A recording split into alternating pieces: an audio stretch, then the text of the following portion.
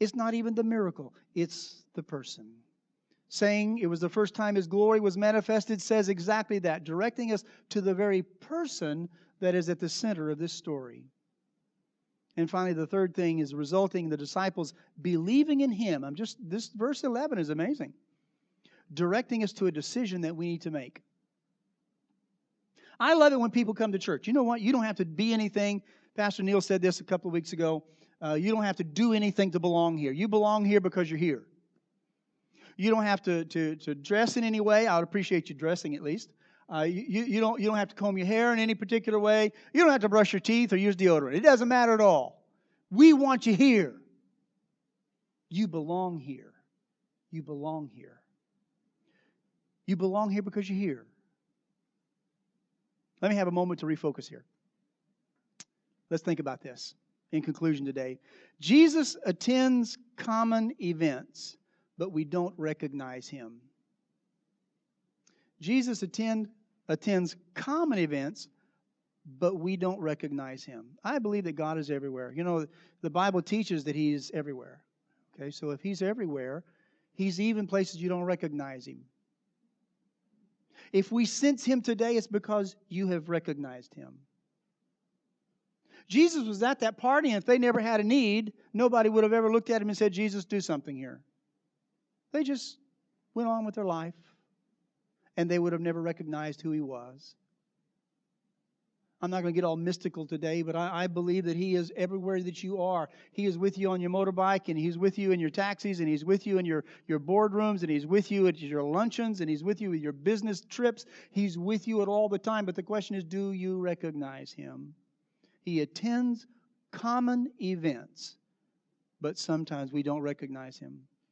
The second thing is this: Jesus uses common materials. Sorry, I'm not pushing my button. He attends common events, but we don't recognize Him. He uses common materials, but we don't realize it. He'll use the materials of your life.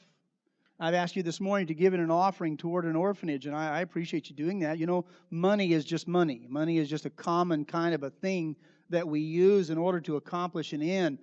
Just like water was just a common thing, Jesus said just put water in them. And He caused it to become wine. I don't understand all that.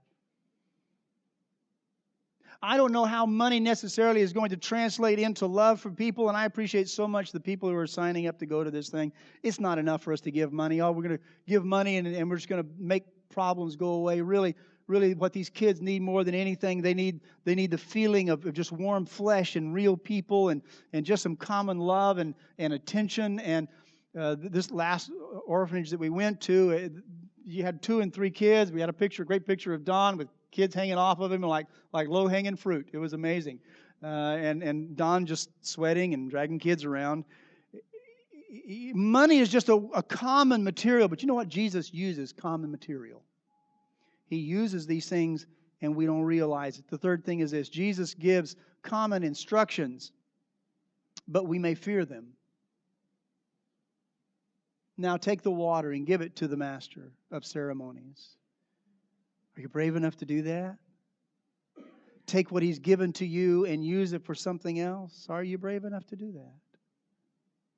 The last thing is this: Jesus uses common people, but we may discount them. It is not the wisest among us. It is not the greatest among us. Jesus said, the greatest among you, really, it's the least among you who may become the greatest. I believe that God uses common people. Let us never discount the people who are among us, the young ones among us, the children among us, because God wants to speak through them too.